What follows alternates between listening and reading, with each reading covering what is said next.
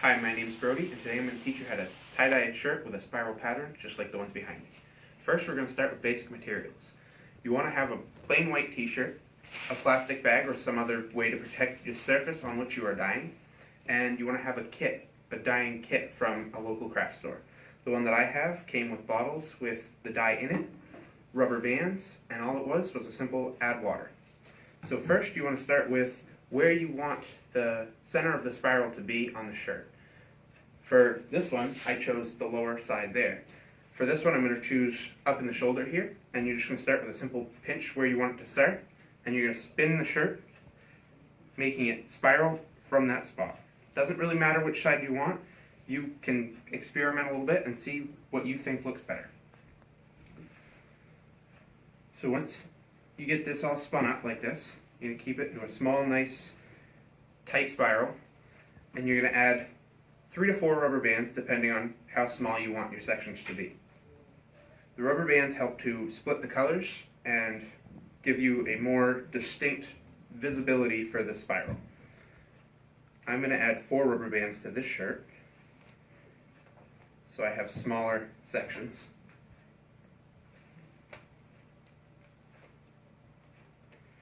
From here, you're going to want to make sure that now is when you put your shirt into your plastic bag or onto whatever surface you're going to be tie-dyeing. For a plastic bag, it's easy to just open up so you have the bottom nice and flat on the table and you kind of crunch the sides down around it. And put the shirt right in the center of the bag, and now you're ready to start tie-dyeing. I'm going to start with a yellow. The combination I'm using is yellow and blue today. So I'm going to start with the yellow, just a very simple. When you're doing this, you want to skip sections. So if you can see these rubber bands here, they're each going to split out how you want the shirt to be. So say I choose here to be yellow, this one's going to be blue, this one's going to be yellow, and so on and so forth around the shirt. Here we go. So you're going to start by adding a little color around the surface of the shirt just to start showing the outside dyeing, and then as you get further along in dyeing the shirt, you really want to get down into the folds of the shirt where there's going to be a lot of trapped white blank shirt. Here you see me filling the surface area with dye to try and create a base for the color.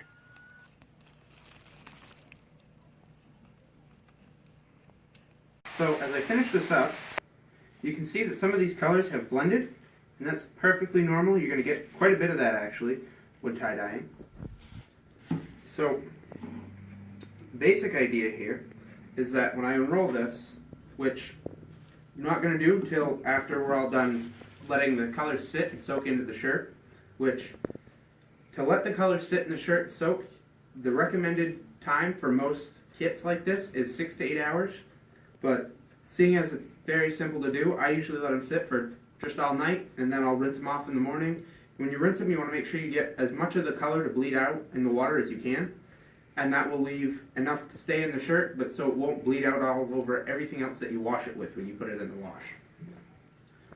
So it's very simple, easy task that you can do anywhere.